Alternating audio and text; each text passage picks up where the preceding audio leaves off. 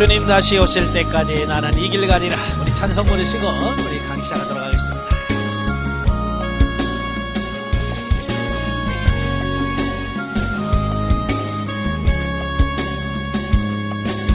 주님 다시 오실 때까지 나는 이 길을 가리라. 좁은 길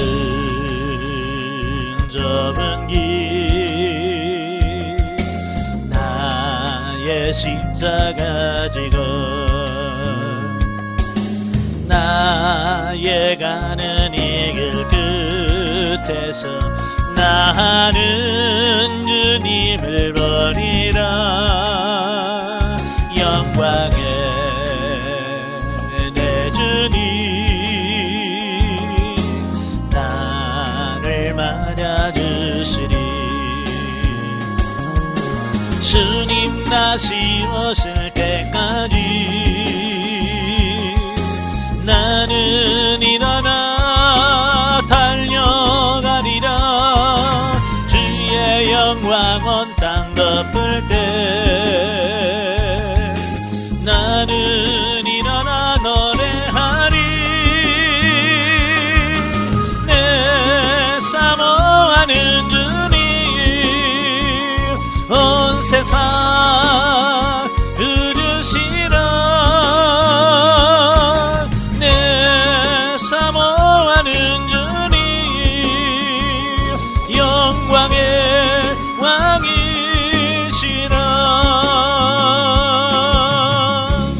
아멘. 기도하겠습니다. 은혜로우신 아버지, 우리가 사는 시대가 말세입니다. 이 말세를 살아가는 우리가 정말 주님 다시 오실 그날을 준비해가는 우리 심령들이 되어지게 하옵소서. 오늘도 요한계시록의 말씀을 같이 상고할 터인데, 하나님께서 우리 지각을 열으셔서 알게 하시고 생각나게 하시고 깨닫게 하실 뿐만 아니라 그 말씀대로 사라져지는 그런 삶이 될 수 있도록 도와주옵소서. 시작합니다. 성령께서 붙드시고 은혜 베풀어 주옵소서. 예수님의 이름으로 감사하며 기도합나이다. 아멘. 예, 이 시간 우리 요한계시록 강의하도록 하겠습니다. 198페이지. 198페이지를 읽으시면 서론적 이해가 나오게 되어지는데요. 1제목. 자, 본서의 계시록이란 제목은 본서 1장 1절에 나오는 계시라고 하는 아포칼립시스라는 말에서 유래가 되어진 거예요. 예.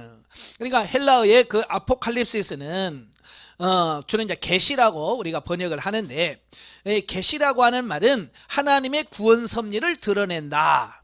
드러낸다. 그래서 계시라고 그래요. 이건 조직신학적인 용어고요. 또 현 세상의 종말과 새 천국의 도래 과정을 독특한 문학형 양식을 통해서 드러냄이라고 하는 말은 성서 신학적 용어로 묵시라고 그래요. 묵시. 그러니까 어찌 보면 이 요한계시록은 요한계시록이라고 하는 말보다는 요한묵시록이라고 하는 것이 더 올바른 해석이다라고 이렇게 볼 수 있는 거죠. 예, 아시겠죠? 예, 어쨌든 이 요한계시록이라고 하는 이런 제목이 붙어져 있고요. 형식적으로는 서신이지만 묵시 문학서적인 영향, 묵시 문학서에 해당된다라고 볼 수 있습니다.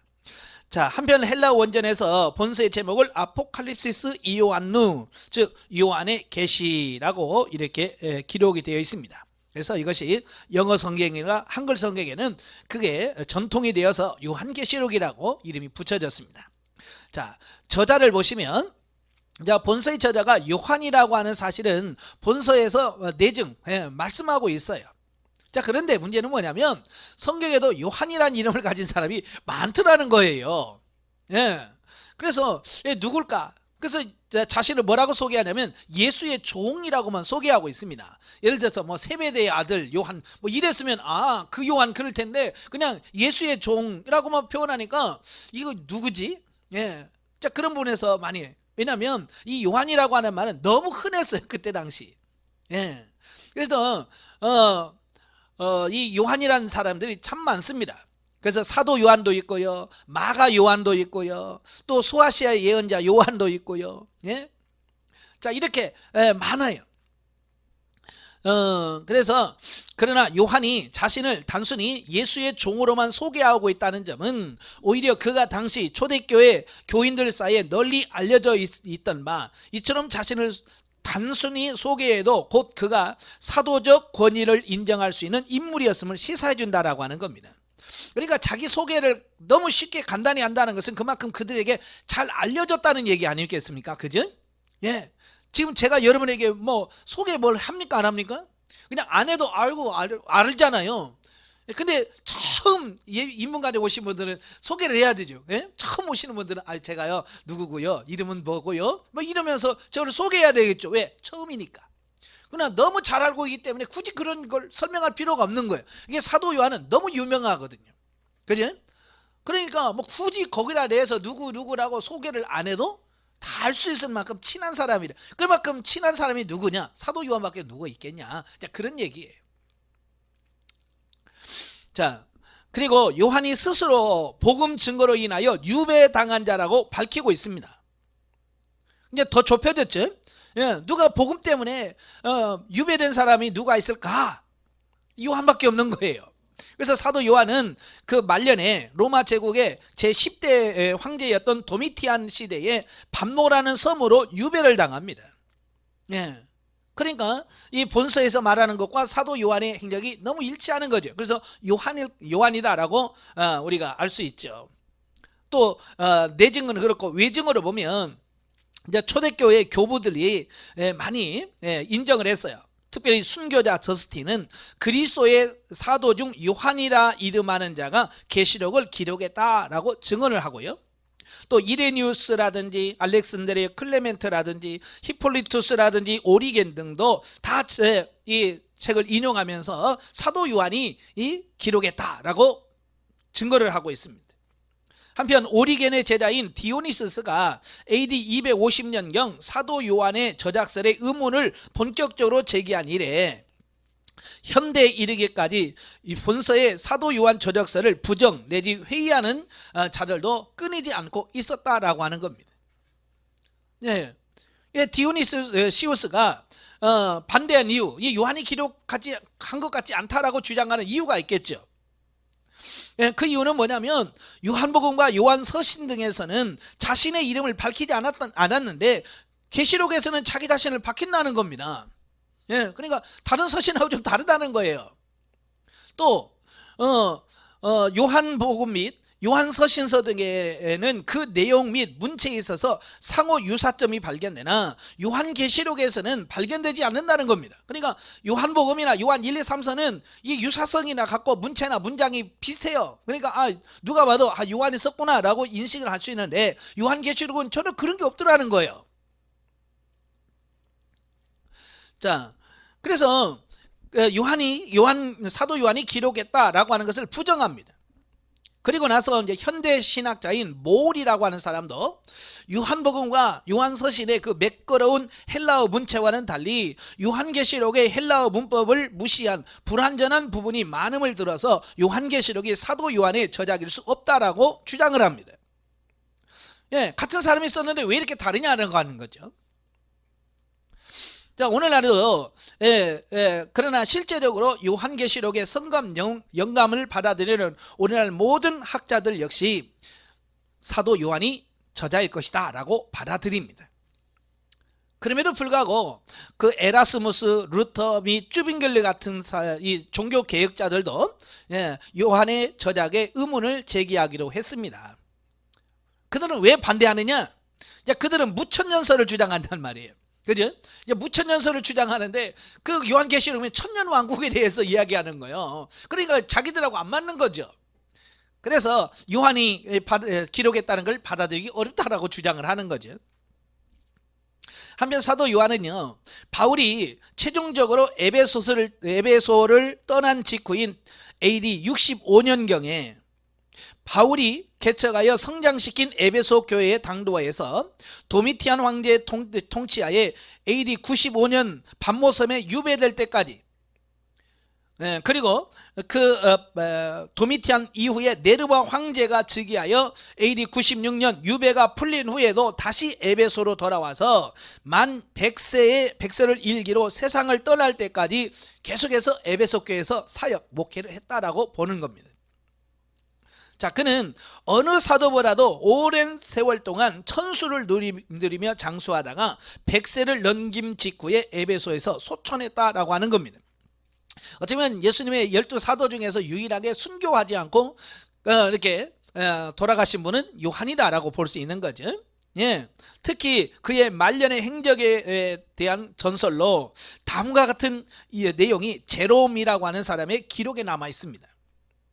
그는 이제 연로하여서 심히 쇠약해졌다. 그래도 에베소의 제자들이 그의 가르침을 흠모하여 그를 강단에 올려서 누워두면, 예, 그러니까 너무 늙어서 나중에는 힘이 없어. 강단에서 서 있을 힘도 없고, 예, 앉아 있을 힘도 없어. 근데 누워서 설교했다는 거예요. 근데 제자들은 그 누워서라도 그 한마디라도 들으려고 그를 댐에다가, 예, 강대상에다가 눕혀놓는단 말이에요. 예? 얼마나 하나님 말씀을 사모했으면 그럴까요? 네? 그래서 강대상에 뉘어놓으면 소자들이여 서로 사랑하라 라는 교훈만 계속 반복했다는 겁니다. 마치 치매 걸린 사람이 했던 말 또 하고 했던 말 또 하는 것처럼 그냥 그 눕혀놓으면 소자들이여 사랑해라 그 설교만 했다는 거예요. 그래서 제자들이 아니 스승님 어찌해서 왜 같은 말씀만 반복하십니까? 네. 자, 그렇게 말하니까 요한이 그랬대요. 이것이 우리 주의 교훈의 핵심이다. 예수님이 말씀하신 모든 교훈의 핵심이 사랑해라 이거다. 그랬다는 겁니다. 그러면서 너희가 이것만 온전히 해가면 족하다.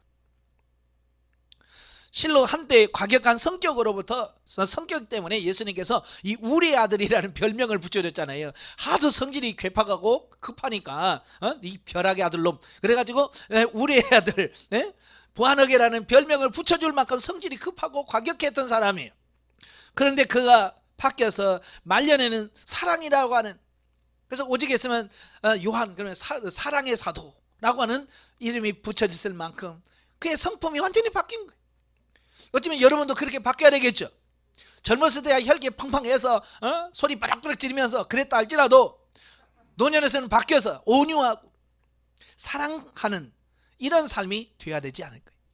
근데 어떤 사람은 그냥 늙어도 그냥 꼬장꼬장하고 또 그냥 까칠까칠하고 그런 사람이 있어요. 그러면 안 돼요. 예? 예, 갈수록 우리는 벼가 익으면 고개 숙이듯이 우리가 나이 들면 들수록 더 겸손하고 온유해지고 부드러워지고 사도 요한처럼 사랑하는 그런 삶이 되셔야 됩니다. 예. 세 번째, 기록 연대와 장소를 보면 본서의 기록 연대에 관해서는 정확한 언급이 없습니다. 그래서 언제 기록했는가를 알 수는 없어요. 그러나 요한이 1장에서 보면 그가 반모라는 섬에 유배됐다라고 하는 것을 말하잖아요.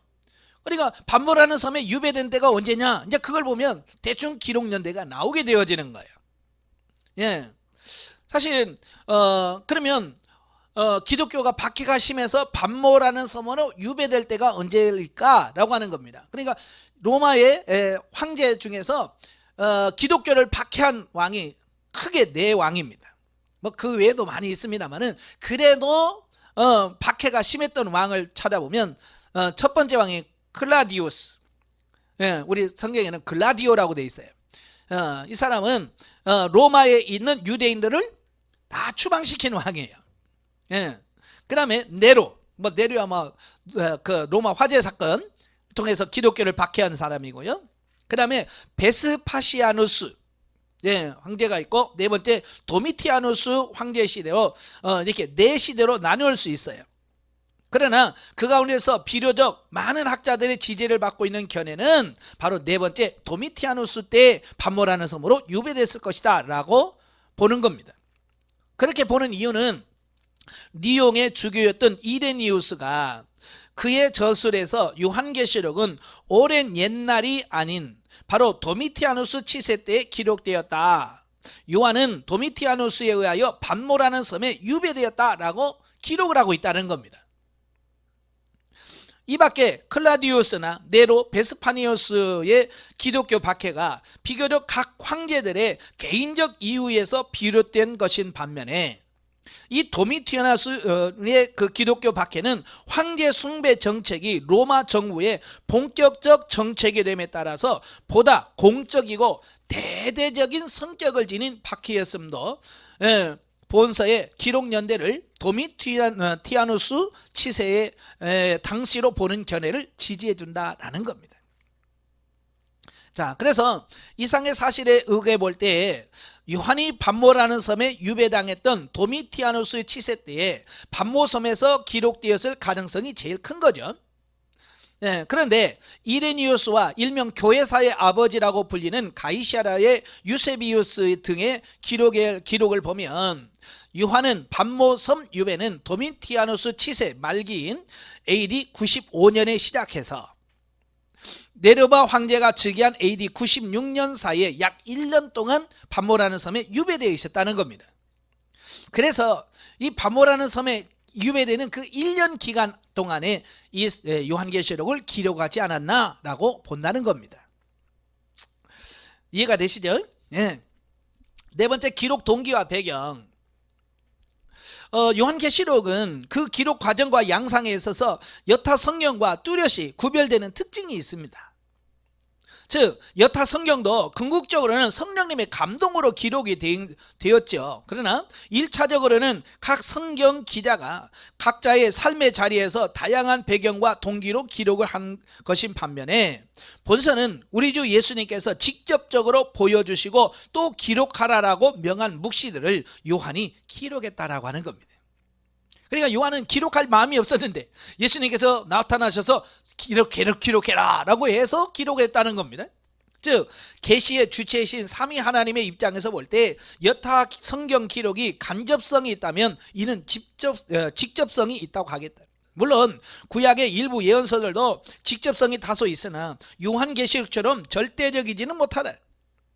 따라서 사실 본서의 집필 동기와 배경은 저자 요한이 본서를 기록하게 된 동기와 배경에 대한 이해라기보다는 궁극적으로는 예수님께서 본서의 묵시들을 주시고 기록해 하신 동기와 배경을 이해하고자 하는 측면이 더욱 크다고 하겠다.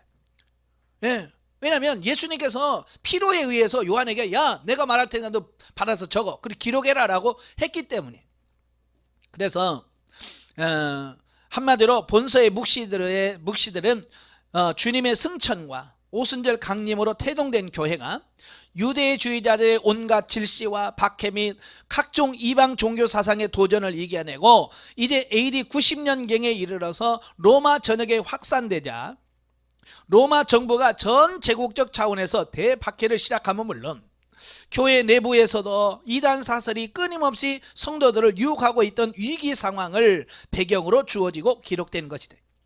그러니까 이때 당시는요, 교회가 외적으로는 로마 정부의 박해, 교회 내적으로는 각종 이단들과 영주주의 같은 이단들이 생겨서 교회를 막 혼란시키는, 바로 그런 시점에서 이 말씀이 필요했다라는 겁니다.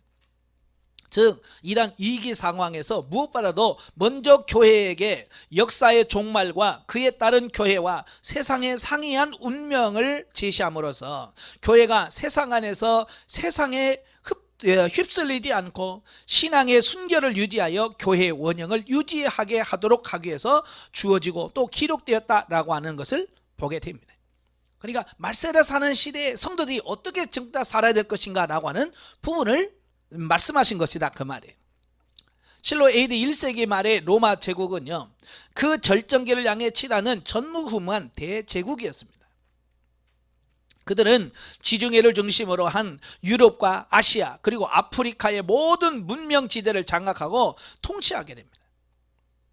그래서 로마 제국은 제국을 평화로이 유지하기 위해서 자신들이 통치하는 식민지에 대하여 유화 정책을 실시하였던 바, 식민지인들의 종교 문제에 대해서는 초기에는 아주 관대했습니다. 왜냐하면 가장 예민한 게 뭐냐면 종교 문제예요. 지금도 정치인들도 뭐 하려면 종교인들 안 건듭니다. 왜냐하면 종교인 잘못 건드렸다가는 종교인들 다 들고 나면 표가 없어져 버려요. 그래서 이 종교인들에게 환심을 가지려고 그냥 뭐 주일날이면 교회 가서 예배드리고 그 다음 날은 절간에 가서 또 불공 드리고 이제 그러자는 말이에요. 그게 뭐냐, 그만큼 종교는 예민한 거예요. 이 정치하는 사람들의 입장에서는. 특별히 전쟁을 해서 그 나라를 속국으로 빼앗았단 말이에요. 그러다가 이 종교까지 탄압을 하면 그 사람들이 다 들고 일어나 버려요. 그럼 힘들어. 그래서 정치적으로 이겨서 군사적으로 이겼지만 종교적으로는 그래, 니네 종교 섬겨. 다 인정해 주는 겁니다. 왜? 그래야 그들이 안 들고 일어나니까. 그래서 초기에는요, 다 그렇게 종교를 인정했어요, 로마가. 어떤 나라든 전쟁에서 이기면 그래, 니네 종교 섬겨. 그랬단 말이에요. 따라서 초창기에는 비록 기독교가 로마 당국의 공적인 보호를 받지는 못하였어도 공식적인 박해는 받지 않았습니다. 그런 입장이었으니까. 물론 그간에도 기독교들이 끊임없는 박해 위협에 처해 있었기는 하나, 그 같은 박해는 로마 제국 전체의 공식적 종교 정책에 의한 것이 아니라 각 지방의 유대인들의 사주를 따라서 지방 로마 정부 차원에서 그것도 미온적으로 집행된 겁니다. 그러나 시간이 지나면서 점차 기독교가 로마 제국 전역으로 급속히 확산됨에 따라서 기존의 이방 종교와 충돌하게 됩니다. 그죠? 전도를 하게 되면 충돌하게 돼 있습니다. 그러다가 마침내 이제 전 제국 차원의 경계의 대상이 되어진 겁니다. 왜? 그만큼 이 기독교라는 이 세력이 어마어마하게 커진 거예요. 예전에는 무시할 만큼 작았는데 이게 뭐 급속도로 확장이 되면서 전 세계적으로 이 기독교가 확산되는 겁니다. 그러니까 경계 대상이 되는 거죠. 그래서 그 중에 네로가 AD 64년에 발생한 로마시의 대화재 사건을 기독교인들에게 책임을 전가시켜요. 지가 불질러 놓고 기독교인들 불질렀다 그래가지고 기독교를 어마어마하게 투옥하고 학살을 합니다. 그러나 네로 박해는 야만적이고도 격렬한 것이긴 해도 조직적인 것은 아니라 극히 개인적이고 즉흥적인 것이었어요. 그리고 로마시 안에서만 그게 한정되어 있었어요.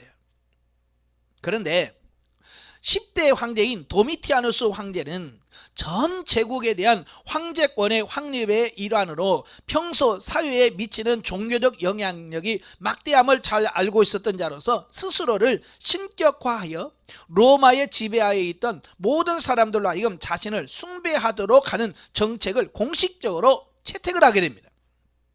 그러니까 왕권을 강화시키기 위해서 왕을 신격화시키는 겁니다. 이 독재 국가는 항상 뭐예요? 그 지도자를 신격화시키잖아요. 그래서 북한도 그러잖아요. 뭐 위대하신 뭐 수령 아바이 그러잖아요. 그걸 자꾸 신격화를 해야 그게 이제 이 통치가 된단 말이에요. 바로 이 도미티아누스도 그 자기가 통치하는 나라의 그 왕권을 강화시키기 위하여 자기 자신을 신으로 모셔라. 이제 황제 숭배를 해라. 그렇게 명령을 내리는 겁니다. 자, 이로 인해서 많은 종교들은 뭐 진리가 아니니까, 그렇죠? 뭐 그까지 뭐 신 하나 더 모신다 뭐가 문제가 돼요? 단이나 문제가 되는 게 뭐냐면 기독교예요. 왜냐하면 하나는 왜 다른 신을 두지 마라, 그렇잖아요? 거기에서 정식적으로 이게 부딪히는 겁니다. 그래서 그에 반대하니까 이제 국가적으로 이제 표적이 된 겁니다. 저거 국가 정책에 반대하는 적들이다라고 해서 이제 기독교가 로마의 어쩌면 공식적인 박해가 시작되는 어떤 그런 시점이 되어지는 겁니다. 자, 당시 로마의 정치의 중심지였다면 당시 행정구역상으로는 아시아주였던 소아시아 지역은 경제와 문화의 중심지였다. 그러니까 로마는 정치의 중심지고 다른 어떤 경제나 어떤 문화는 아시아, 소아시아 중심으로 이루어졌어요. 그러기에 지방에 있는 로마의 관심이 지대할 수밖에 없었다. 그리하여 로마 숭배를 위한 신전들이 가장 빠르고도 대규모로 세워진 지방도 바로 이곳이었다라고 하는 겁니다. 여러분, 예로부터 이 경제와 문화는 항상 누구의 눈치를 보냐면 정치권의 눈치를 보는 겁니다. 그죠? 그래서 정권 바뀔 때요, 제일 먼저 바뀌는 게 어디냐? 경제. 예, 회장들 보시면 정권이 딱 바뀌려고 하면 회장들이 제일 먼저 대통령 찾아갑니다. 국회가 바뀌어도 국회 찾아갑니다. 왜? 그래서 로비를 해야 자기들이 원하는 것을 끌어가는. 이 경제는요, 이 정치와 아주 민감합니다. 문화도 마찬가지예요. 그러니까 소아시아 쪽은 경제 중심이고 문화 중심이란 말이에요. 그러니까 이게 정치권에 예민하니까요, 제일 먼저 황제 숭배해라 그러니까 얼싸 그러고 받아들여 버리는 겁니다. 받아들이다 보니까 그 소아시아 지역에 있는 여러 교회들은 난리가 난 거예요. 그죠? 하나님만 섬겨야 되는데 황제를 숭배하라니까 누가 기분 좋아하겠어요? 그래서 이 소아시아 지방의 전통적인 종교는 헬라 또는 페르시아의 영향을 받은 범신론적 다신교들입니다. 그러니까 여러 신들을 다 인정하니까 뭐 황제 그까지 뭐 신 하나 더 생기면 좋지 뭐, 신 하나 더 있으면 더 좋지, 이렇게 생각한단 말이에요. 그러니까 그들은 부딪힐 일이 없어요. 그죠? 그러나 오직 유일신을 섬기는 유대교와 기독교만 문제가 되는 거예요. 예, 지금도 마찬가지예요. 뭐 WCC라든지 뭐 종교 연합할 때 다른 종교들은 전혀 문제가 안 돼요. 근데 문제가 되는 것이 기독교예요. 그렇잖아요. 세계적인 종교 통합을 하려고 해도 유일하게 반대한 게 기독교입니다. 왜? 구원론에 있어서 도무지 그들과 같이 갈 수 없는 부분이기 때문에 그렇습니다. 그래서 그래서 그들은 로마 정부와 갈등할 이유가 없었던 거예요. 근데 유대교와 기독교는 아닌 거예요. 결국은 유대교도 너무 그게 부담되는 거예요. 그래서 유대교도 이건 그냥 받아들여 버렸어요. 근데 기독교만 유일하게 반대한 거예요. 그러니까 로마 정부 입장에서는 진짜 눈에 가시죠. 그래서 기독교를 본격적으로 탄압하게 된 계기가 되었다라고 하는 겁니다. 그래서 기독교들은 로마 제국의 반역죄, 반역죄에 해당되는 겁니다. 그래서 잡히면 화형을 시키고 십자가형을 시키고, 왜? 최악질 죄악이 반역죄잖아요. 그러니까 수많은 사람들이 화형을 당하고 십자가형을 당하고 참수형을 당하게 되는 그런 비극을 가졌다고 말이에요.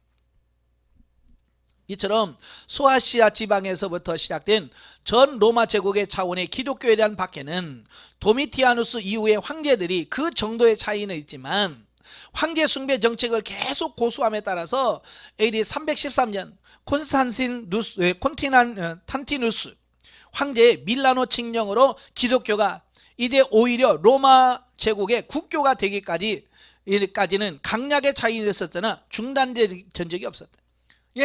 이 콘스탄티누스, 이 황제가 기독교를 공식적으로 국교로 인정해 버립니다.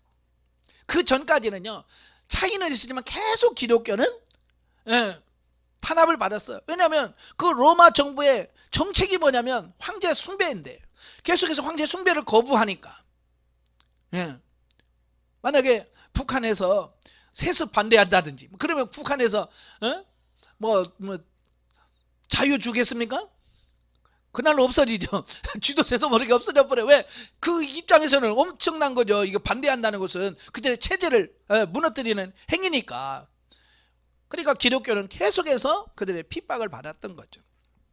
본 계시록의 묵시들은 바로 이처럼 이제 소리도 없이 닥쳐오는 거대한 노도 같은 교회에 대한 전 로마 제국 차원의 박해가 서서히 격화되기 시작하는 시점에서 대종말의 묵시들을 제시함으로써 교회의 궁극적 구원과 승리에 대한 성도의 확신과 인내를 촉구하기 위해서 소아시아의 7교회를 그 형식적인 수신조로 하여서 당시의 소아시아의 일반은 물론 제국 전역의 모든 교회, 더 나아가 궁극적으로는 전 시대의 교회에게 주어지고 또 기록되어졌다라는 겁니다.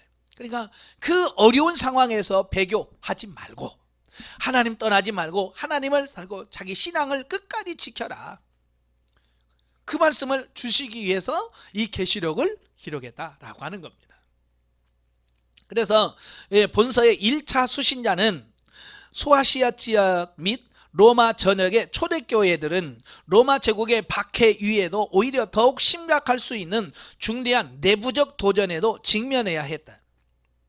예, 외부로는 박해요. 내부적인 또 문제가 생겼어요. 그게 뭐냐면 첫째는 바로 그리스도와 사도들을 직접 목격했던 신앙의 제1세대들이 점점 사라진다는 거예요. 그죠? 사도들 다 죽고 지금 요한만 남았어요. 그리고 2세대, 3세대들도 이제 그들이 이제 2세대가 서고 3세대가 세워지면서부터 교회가 처음 지녔던 그 신앙의 열정과 성도들 간의 사랑이 점점 식어져 가는 겁니다. 그죠? 1대와 2대, 3대 갈수록 신앙이 어때요? 강해져요? 약해져요? 약해져 가요. 예? 성경에 봐도 그 여호수아 시대와 사사기 시대가 다르잖아요. 여호수아 시대는 그래도 뭐요? 자기들은 경험했잖아요. 요단강을 건너고 여리고성을 무너뜨리고 이걸 경험했기 때문에 그들이 살아있을 때는 그래도 하나님 섬기는 거예요. 근데 그들이 다 죽고 2세대 3세대를 뭐요? 그냥 들었잖아요. 자기가 직접 경험한 게 아니고 예, 야 요단강을 하나님이 가르쳤어 그랬더니 1세대는 죽고 그랬대. 그러니까 그렇죠? 아, 우리 아버지가 그러는데 아 요단강이 갈라졌다네. 그러니까 벌써 이제 다른 거예요. 그러니까 그들이 점점 하나님과 멀어지게 되면서 신앙이 식어지는 거죠. 바로 초대교회도 마찬가지. 처음에 그들은 뭐요? 예수님이 직접 기적을 베푸신 걸 봤어요. 그러니까 내가 봤다 그러잖아요. 근데 그 사람들 죽고 나니까 뭐요? 뭐 죽은 사람 살렸대네. 뭐 그러면서 점점 약화되겠죠. 예. 그리고 점점적으로 또 누가 들어오냐? 이단들이 또 들어오는 거예요. 예.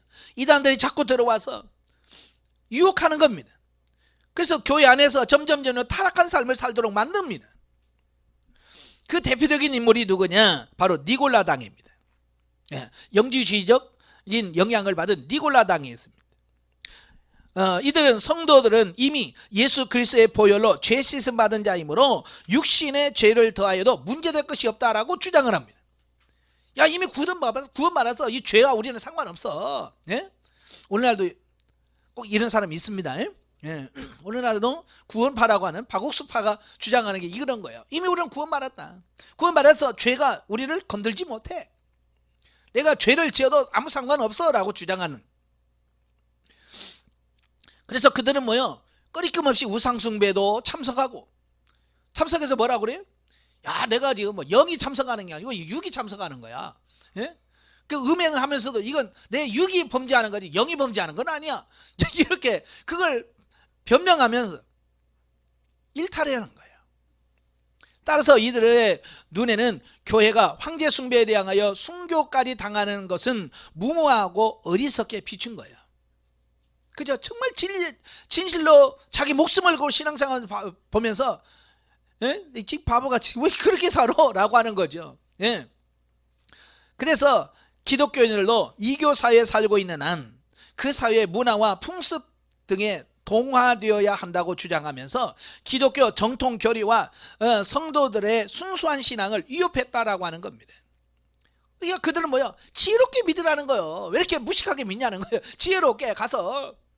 그러니까 뭐라고 그러냐면 이제 종교도 그 지역에 들어가서 어떻게 해야 돼요? 녹아져야 된다는 겁니다. 그래서 문화에게 받아들여야 된다는 겁니다. 그래서 지금 카톨릭이 그러잖아요. 처음에는 우리 한국에 와서 제사 드리면 안 된다 그랬어요. 근데 지금은 이제 다 받아들였어요. 그래서 뭐 조상 제사 드려 괜찮아 라고 돼버린 거. 이게 뭐냐면 세상에 물들어 버리는 겁니다. 바로 이런 사람들이 많이 생겼다는 겁니다. 예. 그러니까 이제 교인들도 보면 예를 들어서 이런 거예요. 누구는 막 제사 때문에 목숨 걸고 신앙생활하는 사람이 있는가 하면 제사도 드리면서 신앙생활하는 사람 여러분 누가 되고 싶어요? 야 그런 거예요. 그러니까 성도들도 저 사람 다 왜 제사 드리고 다 하는데 우리도 드리면 안 되냐? 이제 그렇게 되어서 예, 그리 넘어가려고 하는 사람이 있다 그 말입니다. 자 그런 상황 속에서 그러면 안 된다라고 하는 것을 분명하게 보여준 게 요한계시록이라는 거예요. 자 이상에서 보듯이 AD 1세기 말엽에는 소아시아 지방의 교회는 물론 모든 초대교회가 외부적으로는 로마 제국의 박해, 내부적으로는 믿음의 퇴보와 함께 이단의 준동이라고 하는 양대 위협에서 직면하고 있습니다. 또 그런 와중에서 혹자는 박해가 두려워서 배교하거나, 혹자는 처음에 지녔던 것 같은 열성적 믿음과 사랑을 잃어버리고 그만 이단에 미혹되어 타락하는 상황에 연일 속출되어 있습니다. 그리하여 우리 주님은 당신이 부활 승천하여 하늘에 있는 동안 현 세상과 현 세상의 공중권세 잡은 사단의 세력은 잠시 더 유지될 것이나 이는 그들이 그대로 영원할 것이어서가 아니라 다만 당신이 이미 성취한 구속 사역의 복음을 오고는 세대의 택한 성도가 모두 다 믿고 회개할 충분한 시간을 주기 위하여 선악을 엄격히 구분하는 최종 심판을 유보하시기 때문일 뿐이며, 예, 그러니까 지금은 악한 마귀 사탄의 권세들이 판을 치고 보통 세상을 어지럽게 하는 것은 뭐냐, 하나님께서 구원할 그 충만한 수가 차기까지 어때요? 시간을 연장해 주고 있기 때문에 가능하다 그 말입니다. 자, 예를 들어서 이런 거요. 뭐 아파트 지어놓고 분양한다 그러잖아요. 그래서 언제까지 분양합니다 그러죠. 근데 사실은 근데 그날까지 했는데 분양이 안 돼. 그럼 어떻게 해요? 연장합니다 그러잖아요. 그죠? 추가 모집합니다 그러죠. 또 안 되면 뭐야? 추가 모집합니다 그러잖아요. 마찬가지로 왜 주님께서 왜 안 오시느냐? 천국에 필요한 인원이 있는 거예요. 하나님의 나라를 형성하려면 그 수가 차야 돼. 근데 아직 그 수가 아직 안 찬 거예요. 왜? 사람들이 시원찮게 믿는 거예요. 예수를 믿어도 시원찮게 믿어가지고 천국에 들어갈 수 있는 사람들이 부족한 거예요. 이게 좀 많아야 되는데 2000년이 흘러내려도 아직도 그 수가 안 찬 거예요. 그래서 지금 하나님께서 시대가 이름에도 불구하고 천국의 문을 못 닫는 이유는 뭐냐면 아직도 모집이 다 안 된 겁니다. 지금 그런 상황에서 어때요? 세상에서는 입장에서 보면 왜 이렇게 힘들어? 왜 이렇게 빨리 오시지? 라고 하지만 하늘 입장은 아직 채워지지 않았기 때문에 문을 열어놓고, 그러니까 사단들은 자기들 세상이라고 막 판치고 돌아다니고, 예? 그런데 이런 세상이 영원하진 않다는 얘기예요. 때가 되면 반드시 그 수가 차면 하나님께서 예수님께서 공중권세 잡은 그들을 쳐서 심판하실 뿐만 아니라 그를 따르는 악의 세력도 다 심판하실 거라는 겁니다. 예, 바로 그러기 때문에 뭐요? 너희가 세상에서 유혹당하지 말고 미혹당하지 말고 너희 믿음 잃지 말고 승리해라. 이걸 강조하기 위해서 용기를 주고 소망을 주기 위해서 이 요한계시록을 기록했다라고 하는 겁니다. 아시겠죠? 그래서 오늘 우리도 마찬가지예요. 세상 바라보면서 세상 따라가면 안 돼요. 오직 주님만 바라보면서 주님 오실 그날까지 끝까지 최후 승리를 바라보면서 달려가는 저와 여러분이 되셔야 됩니다. 자, 다섯 번째 요한계시록의 특징을 보면, 자, 첫째, 본서는 문학 장르상 구약의 에스겔서나 다니엘서, 스가랴서와 함께 고도의 상징성을 가진 난해한 환상들을 비유적 의미를 가진 형식과 체제로 기록한 묵시 문학에 속한다. 그 중에서도 본서는 첫째, 가장 포괄적으로 대종말을 중심으로 한 전 역사의 지평을 보여주고, 둘째, 철저하게 그리스도 중심으로 일관하고 있고요. 셋째, 성경 묵시 문학 중에서도 그 묵시의 구조나 배열에 있어서 가장 조직적인 체계를 갖추고 있다는 것이 특징이다. 두 번째로는 본서는 히브리서, 야고보서, 베드로 후서, 요한 2서 및 3서, 유다서 등과 함께 그 정경성이 오랫동안 논란의 대상이 되었던 소위 신약 7의서 중에 대표적인 책이었다라고 하는 겁니다. 그러니까 정경론, 그러니까 성경을 받아들일 때 66권을 성경으로 이렇게 받아들일 때 가장 논란이 됐던 7가지 책이 있어요. 바로 히브리서, 야고보서, 베드로후서, 요한 2서, 요한 3서, 유다서, 그 다음에 요한계시록. 이걸 성경으로 인정할 거냐 말 거냐 가지고 논란이 계속 있었고요. 마지막까지 고민하면서 최후에 받아들인 책이 이런 책들이라 그 말이에요. 세 번째, 본서의 문법을 임의로 변경시킨 용례, 즉 비문법적 용례가 가장 많은 책이라고 하는 겁니다. 그러니까 아까도 서론에서 얘기했지만 요한복음이나 요한 1서 보면 이 헬라의 문법에 정확하게 맞아요. 네. 그런데 요한계시록은 이게 잘 안 맞습니다. 그러니까 요한이 기록한 거 아닌 것 같다라고 말할 만큼 달라요. 왜냐하면 사실은 이 영적인 세계를 육적인 글로 표현한다라고 하는 것, 그것도 지금 겪고 있는 것이 아니고 과거에 겪었던 것도 아니고 미래, 그러니까 이게 요한의 입장에서는 이게 1000년 전이 2000년인지 훈지도 모르는 그 놀라운 이런 부분들을 보니까 그런 부분들을 표현을 해야 되겠는데, 그죠? 그걸 어떻게 표현할 방법이 없는 거예요. 그러다 보니까 이게 표현하는 방법이 잘 안 되는 겁니다. 그러니까 예를 들어서 이런 겁니다. 지금 뭐 비행기가 어떤 거냐라고 여러분들에게 물으면 비행기는 뭐 이렇게 생겼고 이렇게 떠다녀라고, 왜? 우리는 봤고 타봤기 때문에 아는 거예요. 그러나 2000전에 있는 사람을, 죽은 사람을 살려갖고 지금 이 비행기를 보면 그들은 뭐라고, 와 지금 뭐야 전혀 그게 이해를 못하겠죠. 마찬가지인 거예요. 그와 똑같은 거예요. 요한이 지금 이 시대를 살아보질 않았잖아요. 그죠? 지금 같은 이런 막 대포 쏘고 뭐 이런 탱크가 다니는 이런 전쟁을 그때는 못 봤잖아요. 말 타고 활 쏘고 다니는 그런 전쟁하는 그런 전쟁인데, 환상을 보니까 지금 막 핵전쟁이나 이런 걸 다 보이는 거예요. 그러니까 그걸 어떻게 표현하겠냐고요. 그렇죠? 그래서 그 요한의 그 기를 보면 뭐 꼬리에서 불이 나오고 막 머리에서 불이 나오고 막 그런 표현을 쓰잖아요. 왜냐면 탱크가 뭔지 그는 아니 요한의 머리는 없어 그런 게.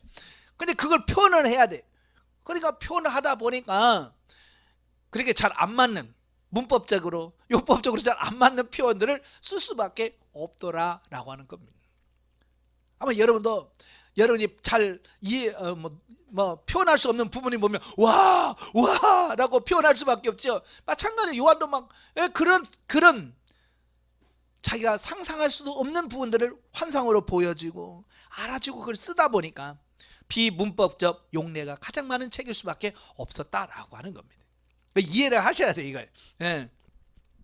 네 번째, 계시록은 현 세상 역사 자체는 분명 하나님과 사단, 선과 악이 대립하는 이원론적 체계로 파악되지만 그 기원과 종국적 미래에 있어서는 절대 초월자 하나님의 단일 창조설, 그리고 하나님이 마침내 사단을 진멸하고 선을 세우실 것을 보여주므로 궁극적으로 오직 이원론인 세계관을 제시해 줍니다.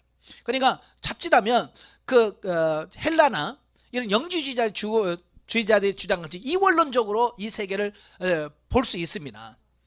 그러나 궁극적으로는 하나님이 모든 세계를 다스리고 통치하시는 이원론적인 세계관을 말씀하고 있다라고 하는 겁니다. 가끔 보면 이 사단의 세력, 영의 세계 막 이래가지고 이걸 마치 두 세계가 있는 것처럼 이야기하는, 지금도 그런 사람이 있습니다. 근데 아니에요. 사단의 세력은 있긴 하지만 사단도 궁극적으로 하나님의 통치 안에 있어요. 그죠? 하나님의 통치 안에 있기 때문에 결국은 뭐예요? 이건 두 세계가 아니라 결국 하나님의 세계라고 하는 하나의 세계로 존재한다. 그걸 보게 돼요. 그 다음에 본서는 그 묵시문학적 구성상 많은 숫자를 상징적으로 사용하는데 그 중에서 7이라는 숫자가 가장 많다. 그죠? 일곱 재앙 하여간 7이라는 숫자가 제일 많이 나옵니다. 또 여섯 번째, 여타 신구약 성경이 모두 다 주로 예수님의 초림에 대한 약속 및 초림하신 예수님의 사역과 교훈을 다루지만 본 계시록은 성경 66권 중에서도 가장 포괄적이고도 강력하게 그리고 일관되게 예수님의 재림 사역에다가 초점을 맞추고 있다라는 겁니다. 자, 신학적 이해입니다. 자, 1. 요한계시록의 그리스도 기독론을 보면 성경 전체의 주인공은 누구라고 그랬어요? 예수 그리스도죠. 그리고 요한계시록에서는 예수님에 대하여 어떻게 예언하고 있는가라고 하는 부분이에요. 자, 저 밑에 부분 보시면 한편 계시록은 전 성경의 말미에서 전 성경 계시의 결론으로서, 그러니까 요한계시록은요 창세부터 모든 성경의 결론입니다. 그래서 당신께서 초림하셔서 일단 성취하신 구속사역의 공로에 따라서 이미 천국 구원을 확정받았으면서도 당신이 재림하시는 그날까지는 이 세상에 더 살면서 끊임없이 핍박과 유혹에 직면해야 할 만세대의 교회와 성도들에게 끝까지 인내하여 그 신앙의 순결을 지켜 마침내 궁극적 구원을 얻을 수 있는 힘과 용기를 갖게 하고자 이제 당신의 구속사역을 천국 구원으로 최종 실현시키러 오실 당신의 재림을 전후하여 일어날 궁극적인 대종말 전후 사건을 직접적으로 계시해 준 책으로서 그리스도의 상을 정리해보면, 계시록에 나타난 예수 그리스도는 어떤 예수님이냐? 첫째, 계시의 중심이신 그리스도. 그래서 단적으로 구약은 구속사역을 성취하기 위하여 초림하여 오실 그리스도에 대한 약속이 구약입니다. 그죠? 그래서 구약은 뭐요? 오실 예수님, 초림하실 예수님에 대하여 예언한 것이 구약이에요. 그럼 신약이 뭐냐? 이제 그 약속하신 예수님이 이 땅에 초림하십니다. 이 땅에 오셔요. 초림하사 일단 구속사역을 성취하신 그리스도께서 새로이 재림하사 그 구속사역을 최종 실현시키고 마침내 천국을 개설하시겠다는 약속이 신약입니다. 이는 신구약과 이를 기록한 신구약 성경 모두가 그리스도를 중심으로 한 계시임을 뜻한다. 그죠? 그래서 모든 성경의 중심은 예수 그리스도예요. 구약도 예수 그리스도, 신약도 예수 그리스도. 그래서 이 사실은 그 위치를 물론 그 내용에 있어서도 자신의 구속사역이 천국 구원으로 최종 실현되는 대종말 기사를 집중 보도함으로써 인간 구원의 섭리를 보여주는 신구약 전 성경의 결론이라고 할 수 있는 본서에 전체에 걸쳐 더욱 강력히 제시합니다. 그래서 요한은 본서 기록을 시작하면서 이는 예수 그리스도의 계시라라고 정의를 하고 있습니다. 이는 본서의 모든 계시가 그리스도로부터 말미암는 것임을 의미함과 동시에 본서의 모든 계시의 내용이 대종말과 관련한 그리스도의 사역을 중심한 대종말의 묵시임을 의미합니다. 사실 본서는 성육신하셔서 십자가의 대속순환을 성취하신 후에 하늘에 승천하여 계시는 그리스도로부터 시작하여 그분께서 말세에 하나님으로부터 전권을 위임받아 대종말 전후 사건을 주도하실 것이라는 내용의 묵시들로 그 본론부가 구성되며 마침내는 이러한 묵시의 내용들을 당신이 재림하셔서 필히 실현하실 것을 재선포하는 말씀으로 끝을 맺고 있다라고 하는 겁니다. 그러니까 계시록은 모든 중심이 예수 그리스도예요. 재림하실 분도 예수 그리스도시고 와서 심판하실 분도 예수님이시고 마지막에 재판하시고 그 나라를 이루실 모든 부분의 주역이 예수 그리스도다. 자, 이걸 말씀해 주고 있습니다. 자, 그 다음에 두 번째, 재림하실 그리스도. 자, 계시록의 요체는 세상 끝날 바로 그 순간까지 끊임없이 사단의 사주를 받은 세상의 핍박과 유혹에 직면해야 할 교회에게 당장의 고난에 굴복하지 말고 그 신앙의 순결을 유지하게 할 근거와 힘을 주시기 위하여 궁극적인 대종말 전후 사건에 대하여 묵시를 주는 것이죠.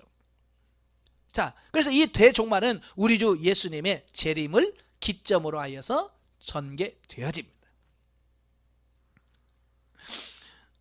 그래서 즉 예수님의 재림은 그 전개 순서상 대종말 전후 사건의 중심일 뿐만 아니라 이제 당신이 초림하여 일단 성취하신 구속사역을 믿고 회개한 신구약 성도 모두에게는 그 구속사역의 최종 실현으로서 천국 구원을 받게 됩니다. 완성이 돼요. 예수님이 재림하심으로 해서 구약부터 쭉 이루어졌던 구원받은 사람들이 완벽한 구원이 실현되어집니다. 예수님의 재림으로 인해서. 반대로 끝내 회개하지 않는 자들에게는 태초부터 이미 선언된 형벌을 최종 실현시키기 위하여 오시는 것으로서 대종말 사건 전체의 궁극적인 목적과 직결된 핵심 사건이기도 하다. 그리하여 자연히 대종말 사건의 묵시를 보여주는 계시록은 우리 그리스도의 재림을 중심으로 이에 여러 측면을 입체적으로 제시하는 양식으로 전개되고 있는 바, 우리는 무엇보다도 본서에는 우리 주 예수 그리스도의 측면에서 재림주로서의 측면에 집중하게 된다. 왜냐하면 예수 그리스도의 재림이 구속사의 완성이기 때문에 그래요. 그래서 제일 중요한 거예요. 한편 계시록을 재림하실 그리스도를 묘사함에 있어서 주께서 초림하셨을 때의 구속주로서의 그리스도의 모습과 뚜렷이 대조되는 심판주로서의 모습을 가지고 오실 것을 강력히 반영하고 있습니다. 그죠? 예수님의 초림과 예수님의 재림하시는 모습은 전혀 달라요. 초림은 우리를 구속주로 임하신, 그래서 우리를 구원하시기 위하여 마국간에서 아주 비참한 모습으로 태어나시고 이 세상에서 가난하고 힘들게 사셨어. 왜? 그래야 구원할 수 있기 때문에. 그러나 재림주는 전혀 달라요. 이제 심판주로 오시는 분이, 그러니까 영광스럽게 모든 천사장들의 호령과 나팔소리와 함께 웅장하게 임하시는 겁니다. 옛날에 제가 어렸을 때 암행어사라는 이런 드라마가 있었어요. 여러분도 보셨지? 이정길인가요? 그때 암행어사였잖아요. 그걸 보면 처음에 동네 갈 때 어떻게 갑니까? 찢어진 가세 덜렁덜렁하지. 옷도 흐름한 옷 입고 이제 가요. 그러면 이 사또들이나 이런 사람들이 막 무시합니다. 이 거렁뱅이 야 저런 막걸리 하나 줘라 막 그러면서 막 무시하고 그래요. 그러면 다 그걸 다 받아줍니다. 여유가 있어 받아줘요. 왜? 그래야 그걸 파악할 수 있으니까. 그죠? 그래서 다 파악을 합니다. 그러나 나중에 뭐요? 다 파악을 하고서 이제 암행어사 출두야 할 때는 어떻게 합니까? 그 옷도 바꿔요. 그 왕이 하사한 옷에다가 관에다가 꽃 2개 딱 이렇게 오는 거 있잖아요. 그거 딱 쓰고 탁 이렇게 갑니다. 그러니까 처음에 확인하러 갈 때와 그들을 심판하러 갈 때 전혀 달라. 마치 그런 거예요. 예수님이 처음 초림과 재림은 그와 같이 다른 거예요. 즉 초림하실 때는 구속사역을 담당하기 위해서 실로 흠없고 순전한 어린 양의 모습으로 피천하고 겸손하게 오셨어요. 그러나 이제는 전 우주에 대한 심판권을 성부로부터 위임받은 자로서 영광 중에 재림하시나 그 말입니다. 이제 암행어사 출도야 그러시는 거야. 또한 그리스도의 재림하사 취하실 심판주의 모습에는 이중성이 있어요. 2가지 종류가 나타나. 왜? 성도들에게는 심판을 통하여 천국 구원을 주시는 구원자가 되시는 반면 사단과 불신자에게는 심판을 통하여 형벌을 주시는 징벌자가 되신다. 같은 예수님인데, 그죠? 같은 예수님의 재림인데 구원받은 자들에게는 영원한 상급으로, 이 불신자들에게는 영원한 형벌로 나눠진다는 것이에요. 그러므로 우리는 반드시 속히 오실 그리스도를 구원자로 맞이하기 위하여 우리가 현재 걷고 있는 좁지만 구원에 이르게 하는 이 신앙의 길에서 자라나오라 치우치지 말아야 된다 그 말이에요. 반드시 주님 오시면 갈라져. 갈라지니까 그 영원한 형벌 받는데 여러분이 가면 안 되잖아요. 그죠? 그래서 그렇게 되지 않기 위해서 오늘 우리가 힘들지만 좁은 길이지만 이 길을 끝까지 가야 된다. 이걸 요한계시록에서 계속 우리들에게 말씀하고 있는 겁니다. 자, 큰 두 번째 요한계시록의 신학적 주제. 계시록은 AD 1세기 말경에 그 소아시아의 7교회를 형식적 수신자로 해서 1차적으로는 로마 제국의 대박해의 위협은 물론 사단의 사주를 받은 각종 이단들이 각종 유혹에 직면한 초대교회 전체에 보내진 교훈과 위로의 책이다. 그리고 궁극적으로는 그 역시 사단과 세상의 시련에 직면해야 할 만세대의 교회에 주어진 교훈과 위로의 메시지이기도 하다. 그러니까 1차적으로는 그때 당시 지금 도미티아누스 황제에 대한 엄청난 핍박을 겪고 있는 그 성도들에게 야 소망을 가져라고 하는 말씀도 되지만 거기뿐만 아니라 오고는 모든 세대, 근데 주님의 재림 직전에 있는 모든 지금까지 세상에 있는 교회들에게 주어지는 메시지다. 그 얘기거든요. 즉 이제 교회가 교회로서 가져야 할 바른 자세에 대한 교훈을 최종 수여함에 즈음하여 교회가 이 세상에서 주님이 재림하시는 그날까지 당장에 닥쳐오는 세상의 핍박과 미혹을 이기고 꿋꿋이 이제 제시된 교회로서의 본연의 자세를 유지하게 해줄 근본적인 원동력이 되게 하고자 말세의 대환란을 거쳐 죄로 오염되어 각종 질고에 쌓인 현 우주와 역사가 마침내 심판을 받아 종결됨은 물론 영복과 영벌이 실현될 신천신대가 새로이 계시될 대종말이 도래하는 그 과정과 결과에 대한 묵시를 보여주는 것을 그 본령으로 하는 책이다. 즉 요한계시록은요 이제 전 성경을 마감하는 입장에서 그 무엇보다도 구속사의 절정의 사건들 곧 우주와 역사의 궁극적 미래 곧 사단이 횡행하며 교회와 성도를 핍박하고 또 유혹하는 현 세상의 종결은 물론 새로운 신천신지의 도래 과정과 결과를 묵시로 보여줌으로써 교회와 성도가 현 세상의 본질과 그 궁극적 운명을 바로 인식하여 당장의 시련과 유혹을 극복하고 신앙의 순결을 유지하는 동시에 약동하는 환희 가운데 천국을 소망하는 역동적 삶을 살 수 있는 근본적인 힘과 용기를 가질 수 있도록 해주는 책이다. 그러니까 요한계시록은요 말세에 사는 성도들에게는요 엄청난 힘과 소망과 위로를 주는 책인 거예요. 근데 많은 사람들이 오해를 한단 말이에요. 요한계시록 그러면 무섭대. 사실 저도 무서웠어요. 옛날에 초등학교 때 무서워서 요한계시록 못 읽겠더라고. 왜? 휴거라는 영화를 봤고요 휴거라는 책을 보니까 그냥 무시무시한 거예요. 그죠? 그래서 요한계시록 읽는 게 두려웠어요. 근데 성경을 보면 볼수록 성경은 무서운 책이 아니더라고요. 요한계시록은 무서운 책이 아니라 우리 어려움 당하고 고난받고 있는 힘들게 사는 성도들에게 위로의 책이고 소망해 준 책이에요. 그래서 지금도 그래요. 요한계시록을 강의하면 목사님 너무 심심해요 그래요. 성경대로 해석을 해주면 심심하대. 왜? 워낙 센 걸 많이 들었거든요. 휴거라는 책에서 막 어마무시하게 막 하는 이런 것들을 너무 많이 듣다 보니까 이제 요한계시록 성경을 가지고 얘기해도 시시해요. 더 센 거 없어요? 더 자극적인 걸 자꾸 요구해요. 그러니까 요한계시록 강의하던 사람들이 자꾸 어때요? 사람들이 들을 만한 어떤 이런 것들을 자꾸 소스를 제공한단 말이에요. 근데 성경에서 말하고 있냔 말이에요. 그래서 얼마나 자극적이고 뭐 얼마나 무섭게 이야기하느냐가 종말론의 핵심이 아니에요. 요한계시록은 뭐냐면 어려움 당한 성도들에게 주님의 소망을 주는 책이에요. 다 보면요 하나님께서 심판하시기 전에 다 택한 백성들은요 다 어때요? 피할 길을 주셔. 예. 심판이 오기 전에 이마에 인치고 이마에 인 있는 사람 건들지 마라 딱 지켜주십니다. 그리고 대종말 직전에 교회를 광야로 다 대피하게 하셔. 피하게 하셔. 다 지켜주시는 하나님이에요.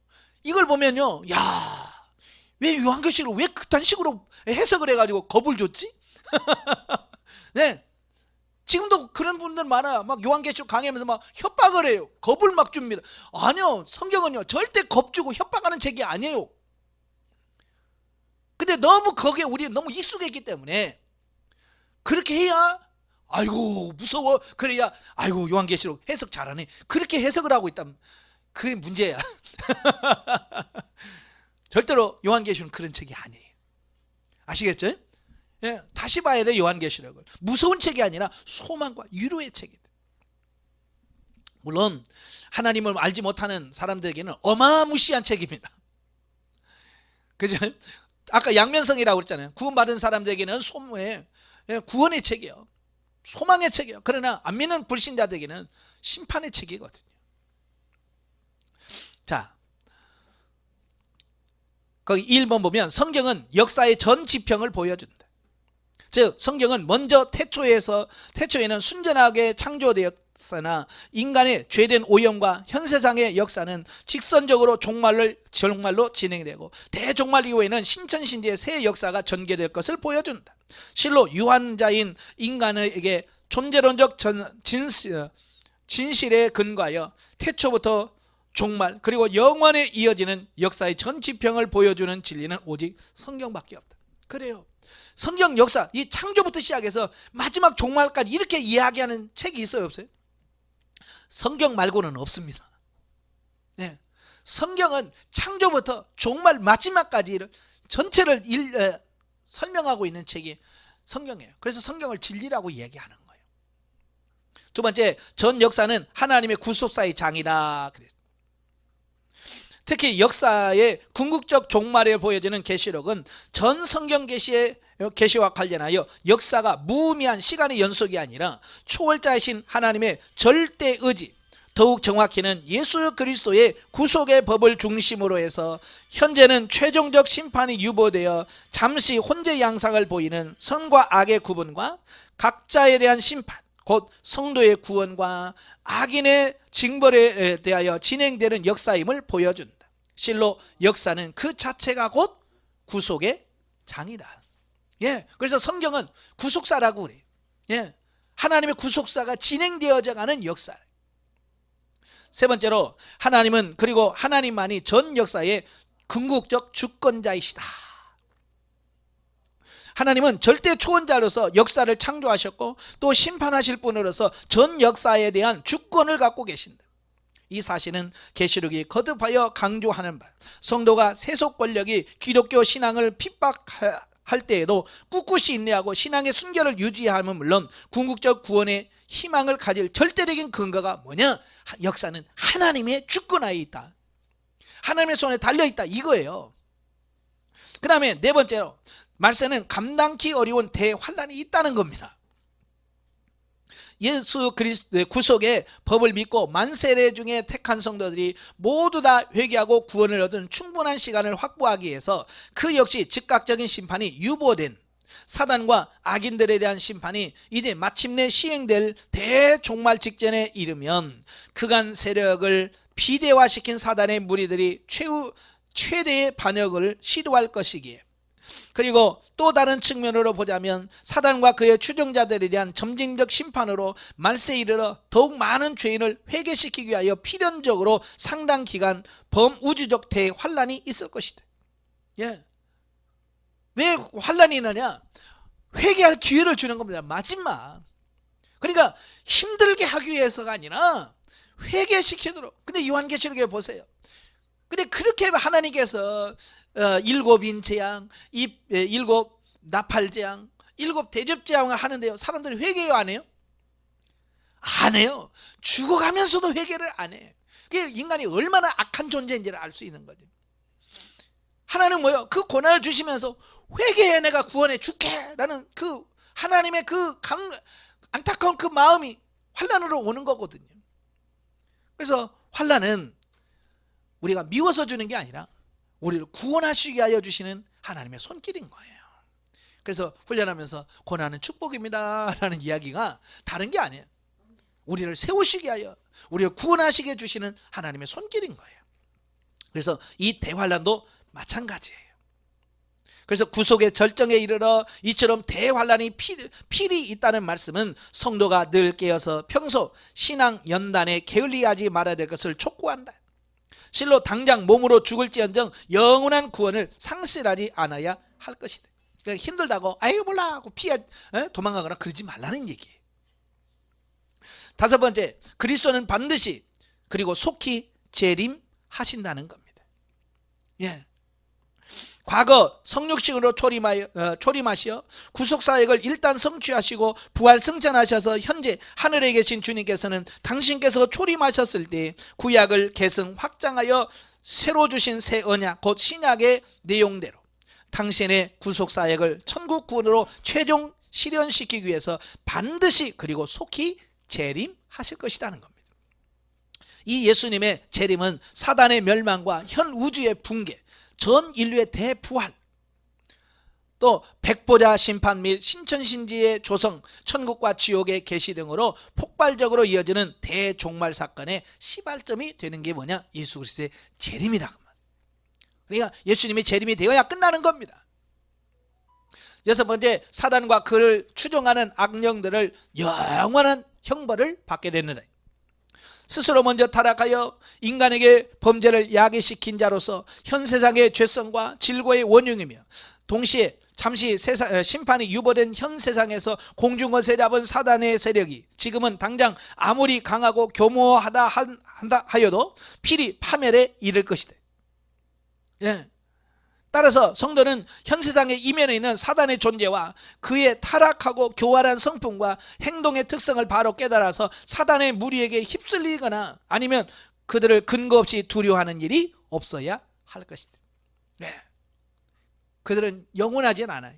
그러니까 사단을 추구했다 하면 그들 망할 때 같이 망해.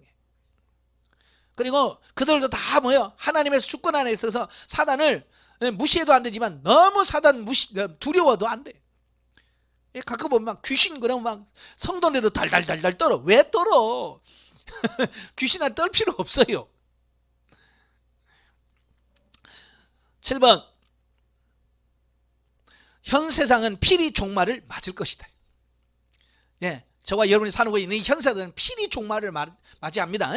예, 본래 하나님이 보시기에 좋을 정도로 완벽하게 창조된 세상은 사단과 인간의 죄성으로 오염되어 본래의 완전성을 상실하고 온갖 질고로 가득 찼다.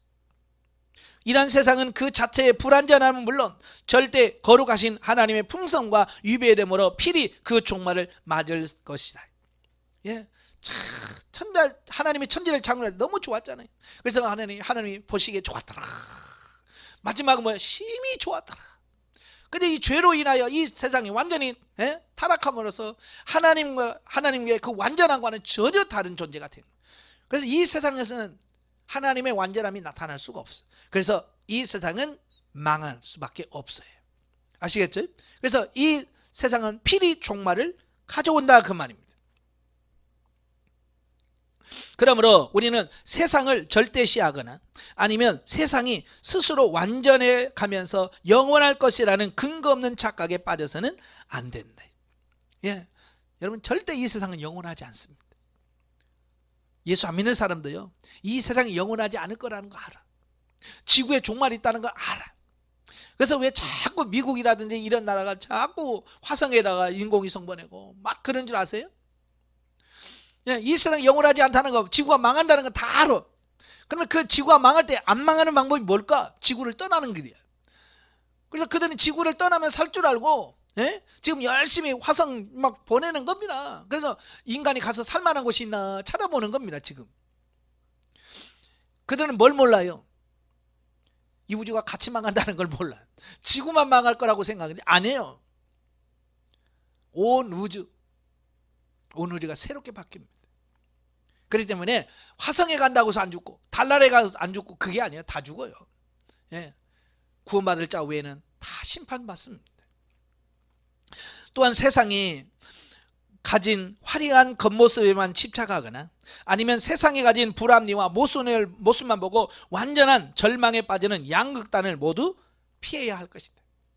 그리고 오직 현 세상이 종결되고 신천신지가 도래될 그 궁극적 미래에 대한 확고한 구속사적 인식 위에 세상 속에 살면서도 세상에 동화되는 것이 아니라 세상을 변화시켜 가는 삶을 살아야 된다. 아멘. 그래서 우리는 세상에 살지만 세상을 따라가고 세상에 속해서 살면 안 돼요. 세상에 살지만 하나님의 시민권자로서, 하늘의 시민권자로서 살아야 된다 그 말이에요. 8번, 세상 끝날에는 최후의 대심판이 있다. 인간의 타락 직후 곧 심판과 형벌이 시행되어야 하였으나 하나님은 무한한 사랑으로 예수님의 구속의 법으로 새로이 세우시고 이를 중심으로 장구한 구속사가 전개되게 하셨습니다. 예, 선악을 알게 하는 열매를 먹으면 반드시 죽으리라 그랬어요. 그래 하나님께서 그걸 유보시켜 주셨습니다. 언제까지? 예수님의 재림하실 때까지. 그리고 그 과정에 만세대 중에 택한 성도가 모두 다 회개하여 구원을 얻게 하셨다. 이러한 섭리에 따라서 다만 일반 은총적 섭리로 기본적 질서만 유지되는 현 세상에서는 선과 악이 혼재되어 있으나 훗날 선과 악이 최종 분리되는 심판이 있을 것이다. 또한 현재도 이미 회개 중생을 기준으로 구원과 형벌이 확정되어 있으나 이는 세상 끝날 비로소 완전히 구현될 것이다. 그리고 주 예수님에 대한 신앙 고백을 기준으로 절대적 구원과 형벌은 이미 확정되어 있으나 각각 그 행위에 따라 상근과 형벌의 상대적 차이를 규정하는 심판도 있을 것이다. 따라서 매 순간 성도는 하나님의 최후 대심판을 기억하는 삶을 살아야 된다. 하루를 살아도 정말 하나님의 심판대 앞에서 과연 우리가 어떻게 설 것이냐, 그걸 바라보면서 살아야 돼요. 9번째는 현 역사의 종결은 신천신지의 새 역사로 이어질 것이다. 그러니까 이 세상이 그냥 끝나면 종결되는 게 아니라, 이 세상은 종결되지만 신천신지 새하늘과 새 땅에서 새로운 삶이 시작된다는 겁니다. 즉 현 역사의 종말은 단순히 파국과 파멸로 그치는 것이 아니라 신천신지의 새 역사로 궁극적으로 귀결될 것이다. 따라서 성도는 말세의 대환란 중에서는 물론 종말을 당해서도 이는 다만 과정일 뿐이며, 궁극적으로는 창조 본래의 완전성을 회복할 것은 물론 더욱 새로운 신천신지가 도래될 것인 바, 그 언젠가 궁극적 희망을 잃지 않아야 한다. 실로 기독교 신앙은 궁극적으로는 성도에게 존재론적 절대 근거를 가진 낙관주의를 제공해 준다. 궁극적으로 우리는 소망을 주는 거예요. 망하지만 망하는 게 아니에요. 새로운 삶이 있다는 걸 기억하시고 우리는 그 나라를 준비해가는 삶이 돼야 된다, 그 말입니다. 자, 217페이지 3. 요한계시록과 현대성도. 예수님의 재림을 전후로 연속되어 마침내 현 세상의 종결과 신천신지의 도래로 귀결될 대종말을 보도하는 요한계시록이 현대 성도에게 주는 메시지는 한마디로 도도히 흐르는 전 역사의 지평 안에서의 우리 각자의 존재론적 이치를 명료히 인식하고 삶의 자세를 새로이 가다듬는 데 결정적인 정보를 제공하는 데 있다는 겁니다.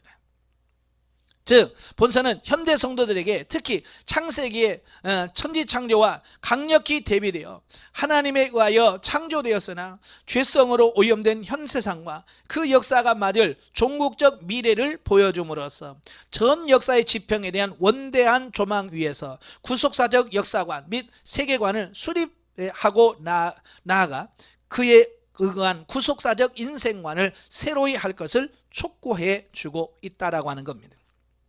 그리하여 본서의 묵시 앞에서 우리는 먼저 역사는 무의미한 시간의 연속이 아니라 예수 구속의 법을 중심으로 태초부터 종말까지 직선으로 연결되는 구속사임을 먼저 깨닫는다라고 하는 겁니다. 이건 아주 매우 중요한 사실입니다. 그러니까 현재 신앙생활을 한다고 하면서도 이 구속사적 인생관이 정립되어 있지 않다 보니까 아직도 우리가 세상에 살면서 이 그냥 세상과 육신적인 이 부분에 그냥 꽉 묶여서 아주 세상적이고 육신 중심의 삶을 살아가는 겁니다. 이 세상이 영원할 것처럼 아니에요. 이 세상은 영원하지 않아요. 하나님의 창조 때부터 시작해서 종말을 향해서 지금 역사는 쭉 흘러가는 겁니다. 아시겠죠? 그래서 이걸 직선적으로 이루어진다는 사실을 우리가 이해하셔야 돼요. 불교나 이런 데는요, 이 역사는 돌고 돈다고 윤회설을 강조합니다. 그러니까 영원히 죽지 않고 망하지도 않고 그냥 망하는 것 같지만 다시 나고 다시 갔다가 잘 되는 것 같지만 또 망하고 이 반복이다라고 이야기를 해요. 그러나 기독교의 역사관은 그게 아니에요. 그냥 일직선상입니다.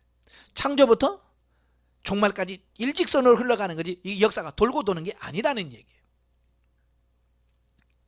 자, 그리고 동시에 우리가 호흡하며 살고 있는 이 시대는 이미 예수께서 구속사역을 성취하셨으나 그 최종 시련은 잠시 더 만세대에 택한 백성 모두가 회개할 충분한 은혜의 때를 확보하시기 위하여 유보된 구속사적 과도기일 뿐임을 깨닫는.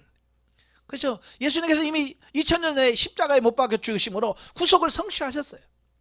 그런데 그게 완성이 될 때까지 시간이 좀 필요해. 아까 말한 것처럼 천국에 들어갈 구원받을 수가 충분히 채워져야 돼. 안 채워져서 지금 유보되고 있는 그 과도기일 뿐이다 그 말입니다. 또한 현 세상은 그 스스로 완전하거나 영존한 것이 아니라 그 배후에 횡행하는 사단의 죄성으로 오염된 바 하나님의 공의에 의하여 필히 종교될 것입니다.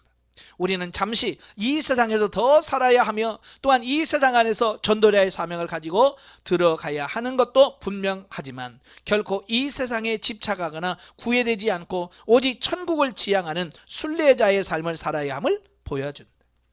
그래서 우리의 삶을 나그네라고 그러잖아요. 나그네 삶. 나그네는 어디에 뭐 가든지 거기에 집착하지 않아요. 여러분도 여행 가면 뭐 그냥 하룻밤 자면 되지 뭐 거기다 뭐 예를 들어서 호텔 마음에 안 나고 인테리어 해가지고 들어가서 하룻밤 자고 옵니까? 필요 없어. 그냥 불편해. 그냥 잠지 뭐. 그러면서 가요. 왜? 그건 지나가는 길이니까. 마찬가지로 우리 인생은 지나가는 길이에요.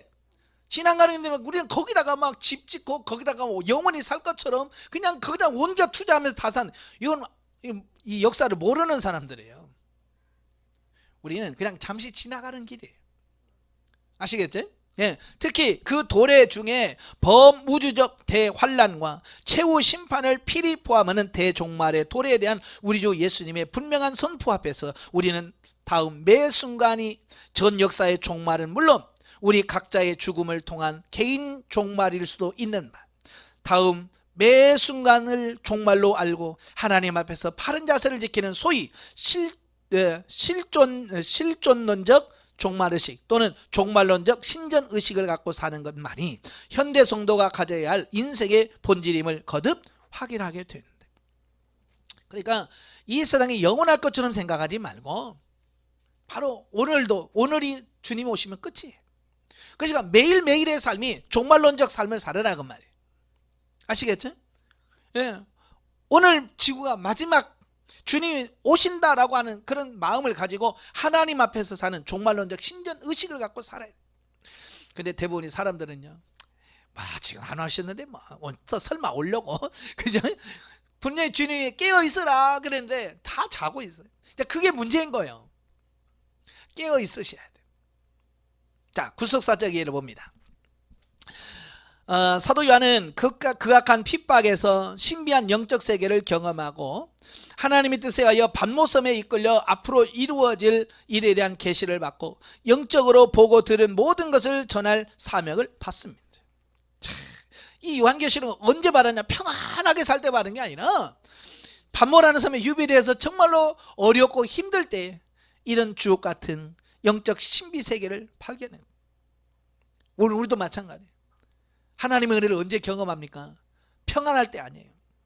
내가 고통 중에 있을 때, 고난 중에 있을 때 하나님을 만나는 복이 있어요. 그래서 여러분도 고난에 감사하셔야 돼요. 하나님은 이미 성경을 통하여 믿음의 선지들을 통하여 우리에게 말씀하실 뿐만 아니라 각 개인에게도 환경을 통하여 사람을 통하여 가장 합당한 방법으로 말씀하고 계십니다. 예, 오늘도 하나님은 여전히 여러분에게 말씀하고 계십니다. 근데 왜 나는 왜 안 들리나요? 왜? 귓구멍이 막혀서 그래. 영의 귓구멍이 막혀서 안 들려. 그러니까 많은 분들이 왜 하나님은 나에게 말씀 안 하시냐? 왜? 하나님은 끊임없이 말씀하시는 분이에요. 우리가 못 알아먹을 뿐이에요.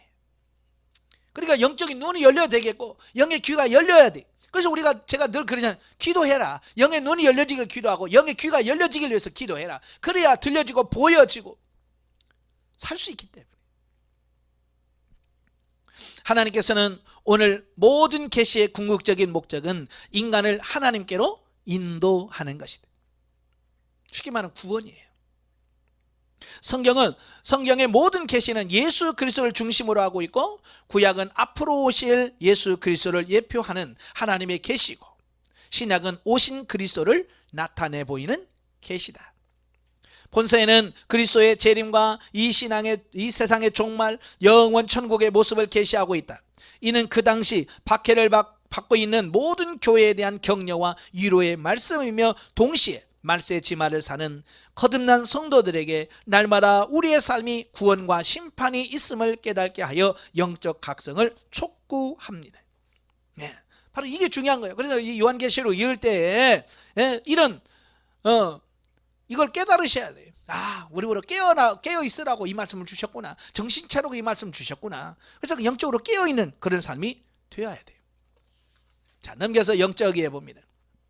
본서는 교회의 존립과 가장 가혹한 박해로 고난당하는 성도들에게 하나님께서 함께 하시며 믿음과 위로와 소망을 주시기 위해서 요한을 통해서 주신 말씀이다. 네, 여기서 협박하기 위해서 줬다는 말이 있어요, 없어요? 공포감 조성하려고 줬다는 말이 있어요, 없어요? 없어요. 소망과 위로, 믿음을 주기 위해서 기록한 책이에요. 그러니까 무서워할 필요가 없습니다. 물론 내가 죄악 가운데 살면서 하나님을 안 믿으라면 정말 두렵고 떨림으로 이 요한계시록을 봐야 되겠죠. 예. 이 말씀은 또한 실현된 종말론의 시한부적인 삶을 살고 있는 모든 성도에게 유한한 이 땅에서의 삶을 어떻게 살아가야 할 것인가를 깊이 상고하게 합니다. 그래서 요한계시록이 중요한 거예요. 사실 우리는 다 시한부적인 인생을 살고 있어요. 단지 언제 끝날지를 모르는지요. 그죠? 여러분 언제 죽을지 알아요, 몰라요? 몰라요. 그러나 언젠가는 죽어. 그러니까 어찌 보면 저도 시한부적인 인생을 살고 있고 여러분도 시한부적인 인생을 살고 있는 겁니다. 꼭 암 걸려서 당신은 1년밖에 못 살아요. 그래야만 시한부가 아니에요. 그것은 그냥 의학적으로 1년밖에 못 산다는 그걸 아니까 그냥 그렇게 하지만 여러분도 마찬가지예요. 5년을 살지 10년을 살지 20년을 살지 그건 모르지만 어쨌든 내 생은 언젠가는 꼴까닥 할 날이 온다. 그러니까 저도 여러분들 다 시한부적인 인생을 살고 있는 겁니다. 그걸 잘 인식을 하면서 우리가 오늘 어떻게 살 거냐, 오늘 하루를 어떻게 보낼 거냐, 여기다 초점 맞추라 그 말이에요. 그래서 우리는 종말에 대한 진리를 바르게 이해할 필요가 있다. 본서에서는 이 세상 나라와 하나님 나라의 삶을 상징적으로 보여준다. 그래서 이 땅에서의 매일의 삶이 얼마나 귀하고 가치 있는지를 알고 삶의 자세를 진리로서 세워가야 한다는 것은 영적으로 이해할 수 있다라고 하는 겁니다. 자, 제가 강의 시간에 말씀드렸죠. 이 세상에서의 삶과 하나님의 나라의 영원한 삶에서 이 삶이 단절된 게 아니라 이어져 있어요. 연결되어 있어요. 그러니까 이 세상에서 잘 살아요? 결국은 하나님의 나라에 가서도 잘 살 수 있는 겁니다. 왜? 이 연결되어 있기 때문에 그런 거예요. 그래서 저와 여러분이 지금 현재의 삶이 그래서 중요한 거예요. 현재 그래서 기도하고 그래서 현재 순종하고 현재 영적으로 성장하고 이런 부분들이 진짜 필요한 거예요. 왜? 그게 그만큼 영원한 천국에 연결되기 때문에. 예를 들어서 이런 겁니다. 내가 이 세상에서 열심히 영적으로 성장해서 5살로 성장했어. 그러면 5살짜리가 10살짜리로 천국 들어가는 게 아니라 5살짜리로 천국에 들어가서 5살짜리로 영원히 누려. 내가 이 땅에서 열심히 해서 20살로 성장했어. 영적으로 비유적으로 말하는 겁니다. 20살로 성장했다면 천국에 20살로 가서 영원히 20살로 누리는 겁니다. 이게 중요한 거예요. 그러니까 이 땅에서 내가 얼마만큼 영적으로 성장하는, 이게 중요한 거예요. 이게 영원의 삶을 좌우하니까. 그러니까 이 땅에 살면서 영원을 준비하는 우리 삶이 돼야 돼요.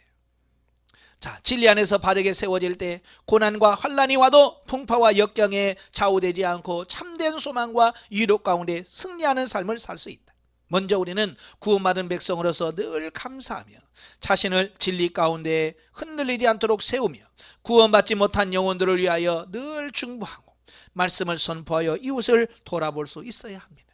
나만 천국 가면 돼가 아니라 아직 구원받지 못한 영혼들을 바라보면서 안타까워하면서 그들에게 복음을 전하고 그들을 바른 길로 인도해 갈 수 있는 여러분이 되셔야 된다 그 말입니다. 기도하겠습니다. 하나님 아버지, 우리가 사는 시대가 말세지말이라고 말합니다. 이 말세지말에 사는 우리가 이 요한계시록의 말씀을 통해서 다시 한번 정신 차리고 근신하여 깨어있는 그런 삶이 되기를 원합니다.